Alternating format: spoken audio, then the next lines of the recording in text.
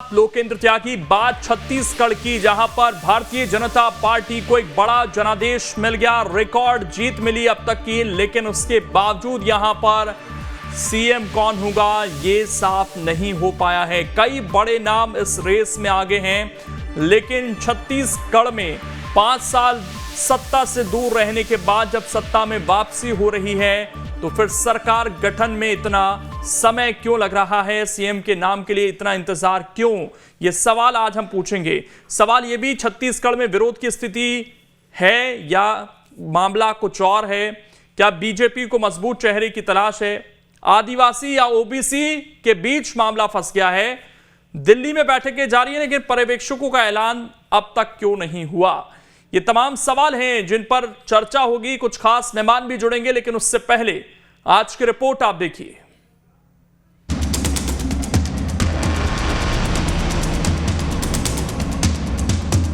छत्तीसगढ़ में सत्ता वापसी करने के बाद भी बीजेपी की ओर से सीएम का नाम अब तक तय नहीं हो पाया है।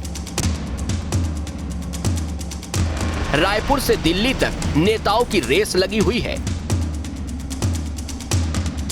पुराने दिग्गजों के साथ महिला सांसद विधायक भी सीएम और मंत्री बनने की रेस में हैं। तो सवाल उठ रहे हैं कि आखिर सीएम का चेहरा कौन होगा। सियासी हलकों में चर्चा है कि किसी नए चेहरे को भी प्रदेश की बागडोर दी जा सकती है। सीएम की रेस में रमन सिंह, अरुण साव, रेणुका सिंह, पूर्व प्रदेश अध्यक्ष विष्णुदेव साय का नाम सबसे आगे है। इस बीच केंद्रीय राज्य मंत्री रेणुका सिंह ने दिल्ली में बीजेपी के राष्ट्रीय अध्यक्ष जेपी नड्डा से मुलाकात की है।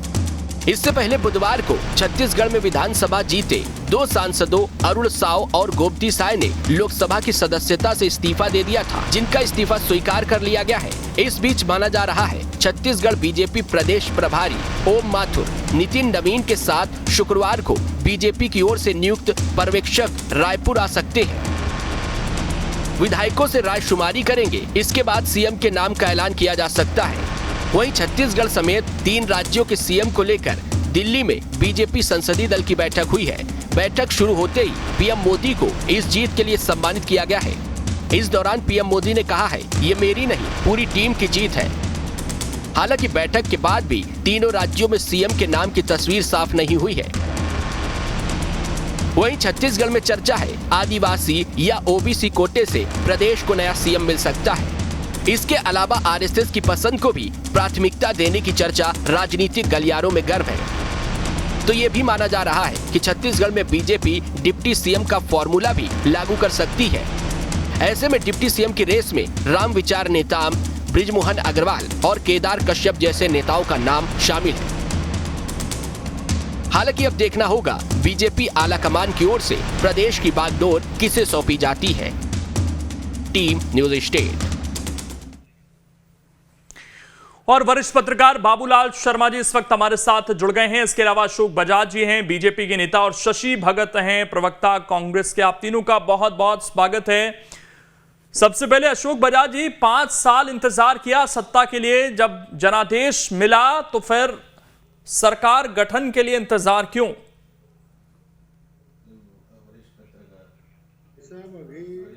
चुनाव हुए 2-4 दिन हुए मुश्किल से। अभी तो हमारे सब नेतागण लोकसभा सत्र में बिजी हैं।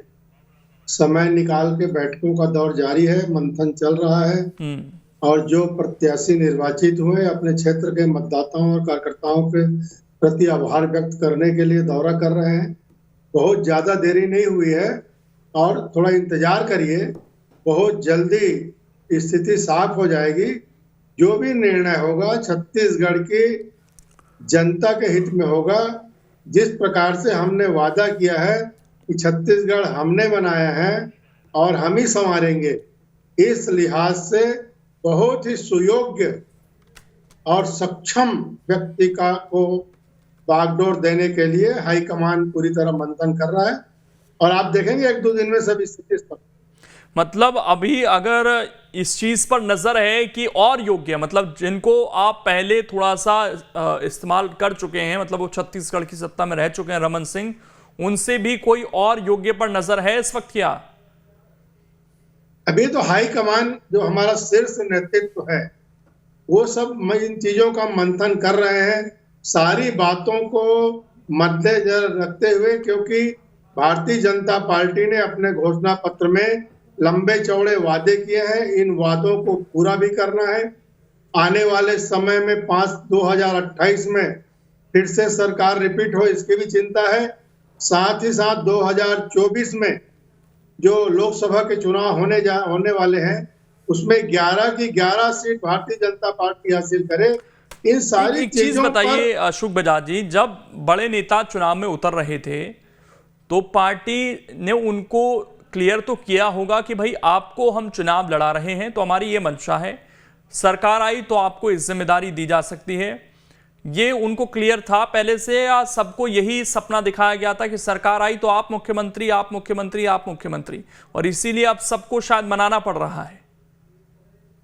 नहीं, ऐसी कोई बात नहीं है। ये तो सब मनगढ़ंत बातें हैं। मीडिया ने जिस ढंग से इस मामले को ज्यादा तुल दिया है और दुनिया भर के कयास लग रहे हैं, ये कयास तो लगेगा राजनीति में। देखिए, जब चुनाव की घोषणा नहीं हुई थी, तब कब चुनाव की घोषणा होगी, फिर टिकट किसको मिलेगी, इसको अमित शाह मिलेगी, आकर इसको कह नहीं जाए, मिलेगी। ये तो खैर मैंने सांसदों की बात कर ली, वो ओपी चौधरी के लिए कह जाए आप जिताइए मैं बड़ा आदमी बनाऊंगा, तो ये कयास नहीं लगेंगे तो क्या लगेंगे बताइए? मीडिया तो बयानों पर ही बात करेगा ना सर, या बाकी तो आप कयास लगते रहना चाहिए, लेकिन जब भी निर्णय होगा बहुत अच्छा होगा, बहुत बेहतर निर्णय होने वाला है। आप केवल इंतजार कीजिए। नहीं, वो निर्णय तो जो होगा सर, वो आप बेहतर जानते हैं कि शायद वो बेहतर हो या कैसा होगा, लेकिन मैं तो ये जानना चाहता हूं कि जब बड़े नेता चुनाव लड़ रहे थे तो उनको क्लैरिटी थी कि उनकी आगे की भूमिका क्या होगी। अगर वो क्लैरिटी थी तो शायद इतना मंथन की अब जरूरत नहीं पड़ती। देखिए, कुछ प्रक्रियाएं हैं, प्रक्रियाओं के दौर से गुजरना पड़ता है। संसदीय बोर्ड में विचार मंथन होता है, फिर शीर्ष नेतृत्व अलग सब बातें करते हैं, उसके बाद फिर विधायक दल की बैठक होगी, पर्यवेक्षक आएंगे, रायशुमारी होगी, सब प्रक्रिया के मुझे तो ऐसा लग रहा है अशोक जी, ये सब शायद औपचारिकताएं हैं और उससे पहले ही चीजें तय कर ली जा रही हैं। ये तो कहने वाली बात रह गई कि विधायक तय करते हैं मुख्यमंत्री। अगर विधायक तय करते तो अभी तक तो विधायकों की बैठक हो चुकी होती। लेकिन बाबूलाल शर्मा जी, ये क्या नेताओं को वाकई में क्लियरिटी दी गई होगी कि भाई आप अगर हमारी सत्ता आती है तो गोमती साय की ये जिम्मेदारी होगी, अरुण साव की ये जिम्मेदारी होगी, रेणुका सिंह की ये जिम्मेदारी होगी? यह सब इसी मन से थे क्योंकि मध्य प्रदेश में तो कई नेताओं ने खुलकर कह दिया था कि भाई हमें अगर चुनाव लड़ाया जा रहा है तो हम विधायक बनने के लिए चुनाव नहीं लड़ रहे हैं। छत्तीसगढ़ में हालांकि उस तरह के बयान नहीं थे, लेकिन कई बड़े नेताओं के बयान जरूर थे। कुछ नेताओं के लिए अमित शाह के बयान का जिक्र मैंने अभी किया। तो क्या इन नेताओं को वही सपना दिखाया गया होगा कि नहीं आपको हम बड़ा बनाएंगे? अब बड़े में बड़ा नेता मुख्यमंत्री से नीचे क्या सोचता होगा? बिल्कुल सही कहा आपने। देखिए, भारतीय जनता पार्टी को मैं प्रयोगधर्मी पार्टी मानता हूँ। वो ऐसे ऐसे प्रयोग करती है जो किसी की समझ में कभी आते नहीं। इतने सांसदों को मध्य प्रदेश में और छत्तीसगढ़ में क्यों लड़ाया, ये सिर्फ हाईकमान ही जानता है। और उनसे इस्तीफा क्यों लिया, ये भी सिर्फ हाईकमान ही जानता है। और किसको चेहरा सीएम का बनाएंगे, ये भी सिर्फ हाईकमान ही जानता है। यहाँ पर जो औपचारिकताएं जरूर होंगी, विधायक दल की बैठक होगी, वहां लिफाफा आएगा, लिफाफा खुलेगा और नाम घोषित हो जाएगा। नाम तय है। निश्चित रूप से जो है भारतीय जनता पार्टी ये जरूर सोच रही होगी कि 2024 के चुनाव आगे हैं, 4 महीने समय है, 4-6 महीने के बाद में वो माहौल शुरू हो जाएगा चुनाव का। तो ये जो 4 महीने हैं, इन 4 महीनों में ऐसा आदमी सीएम बने जो प्रशासनिक जानकार हो, प्रशासनिक समझ रखने वाला हो, और ये 4 महीने में ऐसा औरा बना दे, ऐसा माहौल बना दे, अपनी योजनाएं जो कही है वो पूरी कर दे, पूरी करके उसको लागू कर दे, लोगों में ये संदेश चला जाए कि जो कहा था वो कर रहे हैं, इसलिए जो है 2024 में फायदा मिले। ऐसा विचार मंथन जो है वो हाईकमान का चल रहा है। वो ये देख रहे हैं कि क्या प्रशासनिक अनुभव वाले रमन सिंह को पहले मौका दे दिया जाए या उनके कहने पर किसी को बनाया जाए, ताकि उनका सपोर्ट जो है उस व्यक्ति को मिलता रहे और सरकार ठीक से चल पाए। ये सारी चीजें उठापटक करके एक बाद में जो एक नाम तय होगा। और निश्चित रूप से डॉक्टर रमन सिंह का नाम अगर नहीं आता है कि कोई दूसरी जिम्मेदारी उनको दी जाने वाली होगी, तो निश्चित रूप से उनसे पसंद पूछी जाएगी। उनकी पसंद में जो है अरुण साहब, विष्णुदेव साय, ओपी चौधरी कोई भी हो सकते हैं। तो ये सारी चीजें समझ बूझ करके जो है पूरी स्थितियों को समझ करके 2024 को जो है फोकस में रख करके जो है सीएम का निर्णय होगा। लेकिन बाबूलाल शर्मा जी देखिए, पावर सेंटर शायद कोई हो गया है, क्योंकि जिस तरीके से रायपुर में बुलडोजर की कार्रवाई शुरू हुई उसको लेकर भी बड़ी चर्चा हो रही है। नगर निगम के मेयर के उसको लेकर अलग अपनी बयानबाजी कर रहे हैं। विपक्ष उस पर, या कहें अभी तो सत्ता में ही है, कांग्रेस ने सवाल उठाने शुरू कर दिए हैं। तो ये जो कार्रवाइयां शुरू हुई हैं, ये भी क्या किसी के इशारे पर शुरू हुई हैं? इन्हें किस तरीके से देखा जाए, क्योंकि इनको लेकर भी बड़ी चर्चा है, क्योंकि अभी तो बागडोर तो कांग्रेस के हाथों में ही है। बेशक मुख्यमंत्री इस्तीफा दे चुके हैं, लेकिन इंटरिम तो वही है। तो फिर ये जो कार्रवाइयां हो रही हैं, क्या ये भी किसी के इशारे पर हो रही हैं और कुछ दिखाने की कोशिश हो रही है? देखिए, सिस्टम जो होता है ना, उसको समझ लीजिए, तासीर को समझ लीजिए। सिस्टम जब माहौल बदलता है तो उससे ढलने लगता है। आपको ज्ञात हुआ होगा कि डॉक्टर रमन सिंह से सिस्टम के लोग मिलना शुरू कर चुके हैं, गुलदस्ता भेंट करना शुरू कर चुके हैं।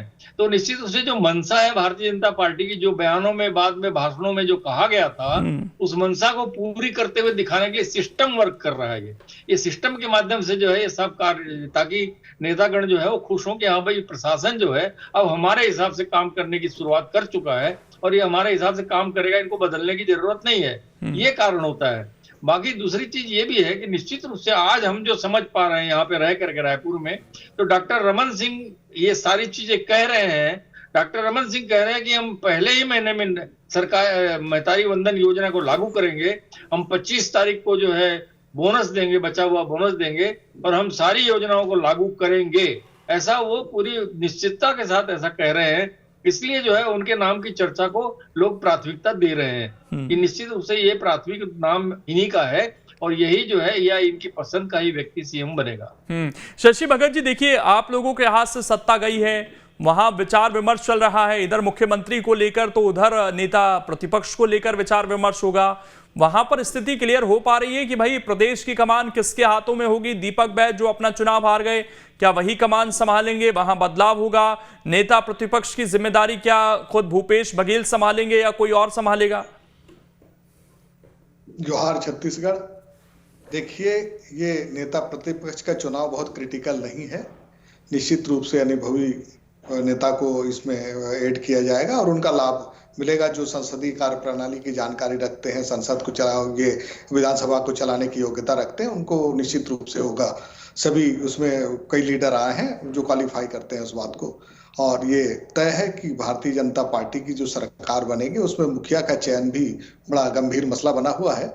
मैं सभी नवनिर्वाचित विधायकों को बधाई देते हुए ये बात कहना चाहता हूं कि पिछले कुछ समय से विधायक की सीएम का जो चुनाव हो रहा था, 2021 में ही श्री रमन सिंह साहब ने, डॉक्टर साहब ने घोषणा कर दिया था कि सीएम के चेहरे के लिए कई लोग हैं, लेकिन उसमें से मैं एक हूँ। ये बात तय हो गया था कि वो भी एक अच्छे दावेदार हैं। दूसरा ये कि श्री चंद्राकर जी ने किसी स्टेज में ये बात कहा था कि श्री राम विचार नेता हमारे सीएम के उम्मीदवार होंगे। इसका मतलब ये है कि अंतरकलह की स्थिति तो परिलक्षित हो रहा है। तो यही सब चीजें हैं जिसकी वजह से चुनाव वहां सही नहीं हो पा रहा है अब तक। और मैं ये बात कह सकता हूं, हम लोग तो चाहते हैं कि जिस भी तबके, उनका निजी मामला है भारतीय जनता पार्टी का, लेकिन हम लोग ये चाहते हैं कि आदिवासी वर्ग का हो या फिर ओबीसी वर्ग का हो, जो भी हो, जो घोषणाएं की है उसको पूर्ण करें। जैसा कि उन्होंने कहा कि विवाहित लोगों को 1000 रुपए महीना देंगे, तो 1000 रुपए देने के लिए उन्होंने एक शर्त रखी है। वो ये शर्त रखी है कि 2 साल पहले उनका पंजीयन हुआ हो। छत्तीसगढ़ के अंदर शादियों का पंजीयन रेयर होता है, नहीं के बराबर होता है। तो ये एक मात्र कहा जाए कि दुविधा में रखने वाली बात, चुनाव जीतने के लिए एक बनाया गया 15 लाख टाइप का एक जुमला है जिसको कि श्री शाह ने कहा था। अब आगे बढ़ते हैं हम कि 15 क्विंटल पर एकड़ धान खरीदी की बात के लिए इनका ऑर्डर भी जारी हो चुका है। तो ये सब जो झूठ का पुलिंदा है उसको सही स्टैंड पे लाने का प्रयास जो चेहरा करेगा वही सीएम बनेगा, ऐसा मेरे को महसूस हो रहा है। छत्तीसगढ़ की जनता ये फील कर रही है। तो अब मैं नेता प्रतिपक्ष की तरफ से एक बार फिर आता हूं, या उसमें ये कहें कि श्री लखेश्वर बघेल जी आदिवासी चेहरे के रूप में आ सकते हैं, श्री चरणदास महंत जी आ सकते हैं, उनको लंबा अनुभव है, श्री भूपेश बघेल जी एक तेज तर्रार लीडर हैं, वो भी आ सकते हैं इसमें। ये जो भी आएंगे लेकिन एक अच्छा लीडर आएगा, ये बात की तस्दीक हम कर रहे हैं आपको। अब आपके चैनल के माध्यम से एक बहुत गंभीर बात बोलना चाहता हूं कि जो भी व्यक्ति बने छत्तीसगढ़ की जनता के हित में काम करे और बहुत अच्छा काम करे, ये हमारी गुजारिश है, कांग्रेस पार्टी की ये सदिच्छा है। ठीक, लेकिन अशोक बजाज जी एक बात बताइए कि जिस तरह से कांग्रेस कह रही है कि गुटबाजी भी है क्या अभी, क्योंकि आज से 8-9 महीने पहले तक वो गुटबाजी दिखती थी, आपने धीरे धीरे वो उस चुनाव में शेप दिया चीज़ों को, ओम माथुर आए, प्रदेश अध्यक्ष बदले, चीज़ें थोड़ी बेहतर दिखी, लेकिन क्या अभी भी वो जो महत्वाकांक्षा है वो नेताओं की है और वो मुश्किलात पैदा कर रही है लीडर चुनने के लिए? और एक सवाल ये भी कि जब आप ये बात करते हैं कि भारतीय जनता पार्टी लोकतांत्रिक मूल्यों पर बात करती है, उनको बचाने का काम करती है, कांग्रेस पार्टी की तरफ से नहीं है कि वहां पर सारे फैसले सोनिया गांधी या राहुल गांधी कर लेते हैं, तो फिर ये फैसला तो विधायकों को दे देना चाहिए। अगर कई उम्मीदवार हैं तो फिर उनसे वोटिंग करा लें किसी के चेहरे पर, तो ये ज्यादा लोकतांत्रिक फैसला होगा फिर। देखिए, पहला प्रश्न तो आपका गुटबाजी से जुड़ा हुआ है। ये सवाल आप कांग्रेस वालों से पूछिए कि कांग्रेस में कितना अंतर्द्वंद है, कितनी लड़ाई है और कितना एक दूसरे की टांग खिंचाई है। इनके नेताओं के बयान से भी अभी वो तो खुद ही मान रहे हैं, अमरजीत भगत ने खुद कर कह दिया उस चीज को। आप परिणाम बता रहे हैं कि भारतीय जनता पार्टी छत्तीसगढ़ में पूरी तरह एकजुट है और एकजुट होकर पार्टी के सारे नेता लड़े हैं। केवल एक ही उद्देश्य है कि छत्तीसगढ़ राज्य को हमें एक प्रमाणित सरकार देना है। इस संकल्प के साथ सब एकजुट होकर चुनाव लड़े हैं, जिसका परिणाम आपने 3 दिसंबर को देख लिया। तो कहीं कोई गुटबाजी भारतीय जनता पार्टी के अंदर नहीं है। और जहां तक सवाल है कि लोकतांत्रिक ढंग से सब प्रक्रिया होगी, लोकतांत्रिक ढंग से चयन होगा नेता का, इसमें कहीं कोई दो मत नहीं है। लेकिन शीर्ष नेतृत्व जो होता है, जो शीर्ष नेतृत्व है, उनके भी राय, उनके भी इच्छाओं का पालन होगा। सब विधायकों से दो ही चीजें हो सकती हैं सर, तीसरे का तो विकल्प ही नहीं है इसमें। या तो शीर्ष नेतृत्व की इच्छाएं पूरी होंगी या तो विधायकों की इच्छा पूरी होगी। कुछ दोनों की इच्छा सबकी अलग अलग नहीं होती। यहाँ पर हमारे लिए सर्वोच्च प्राथमिकता है कि हमने जो वादे किए हैं जनता की अपेक्षाओं के अनुरूप हम खरे उतरे और 2028 में एक बार फिर से इससे और बेहतर परिणाम लेकर आए। ये हमारा उद्देश्य है। वो तो इसी दिशा में तब होगा सर जब सरकार बनेगी, और जितनी जल्दी बनेगी आपको ही हो सकता है लोकसभा में फायदा मिले उसका।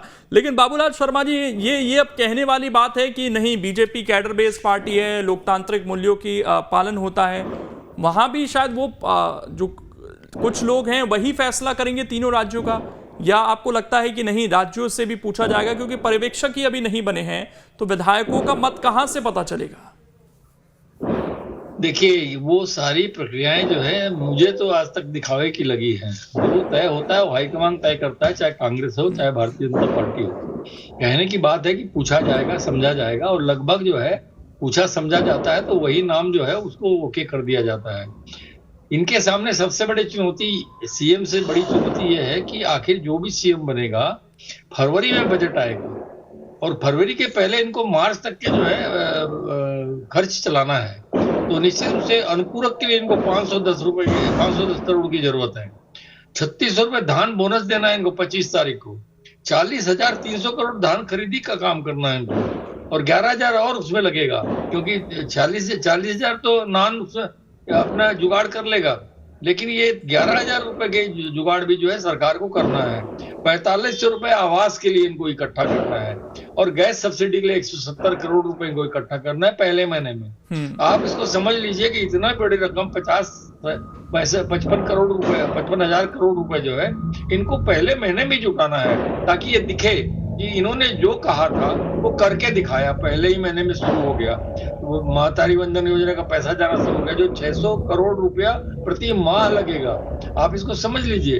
इसलिए जो है या तो विशेष पैकेज मोदी की गारंटी के कारण जो है विशेष पैकेज केंद्र से आए, या फिर इनको क्या करना होगा ये अनुभवी सीएम ही कर पाएगा। क्या करना है, कर्जा लेना है या किस तरीके से इसको पूरा करना है। इसलिए जो है मैं कह रहा हूँ ये बिल्कुल लगता है कि जो भी सरकार हो उसका पहले 6 महीने का इम्पैक्ट और आखिरी 6 महीने का इम्पैक्ट वोटर्स पे शायद सबसे ज़्यादा असर डालता है। जब ये कहने के लिए होता है कि हमने पहली कैबिनेट में ये फैसला लिया, तो शायद वो भी दिखाना है यहाँ पर, और उसे दिखाने के लिए वो चेहरा कौन होगा उस पर अभी तो मंथन ही जारी है। कब तक वो क्लैरिटी मिलती है देखने वाली बात होगी। बहरहाल समय इतना ही है। बहुत शुक्रिया आप तीनों का जुड़ने के लिए और इस चर्चा का हिस्सा बनने के लिए।